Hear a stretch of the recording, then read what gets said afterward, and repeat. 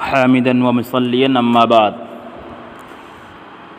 آج عرض کرنا ہے وجوب زکوٰۃ کے شرائط۔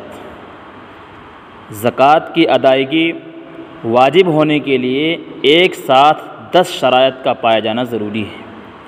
ان میں سے ایک بھی شرط نہ پائی گئی تو زکوٰۃ واجب نہ ہوگی، جن میں سے کچھ کا تعلق زکوٰۃ ادا کرنے والے شخص سے ہے اور کچھ شرائط مال کے متعلق ہے۔ شخص سے متعلق شرائط جو ہیں، جیسے نمبر 1 آزاد ہو، غلام نہ ہو، دوسرے مسلمان ہو، تیسرے عقل مند ہو، چوتھے بالغ ہو۔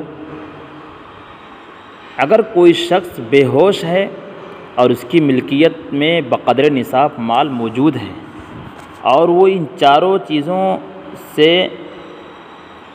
صفات اس کے اندر موجود ہیں جو میں نے عرض کی، تو سال بھر بے ہوش رہے پھر بھی اس کے مال میں زکوٰۃ واجب ہوگی۔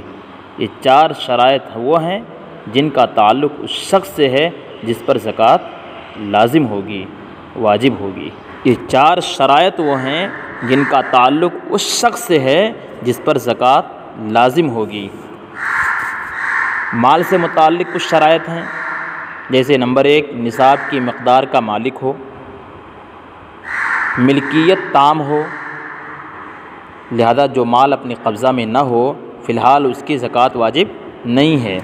تیسرے نصاب ضرورت اصلیہ سے زائد ہو، نصاب ضرورت اصلیہ سے زائد ہو۔ چوتھے نصاب قرض سے خالی ہو، قرض کی رقم کاٹ کر نصاب شمار کیا جائے گا۔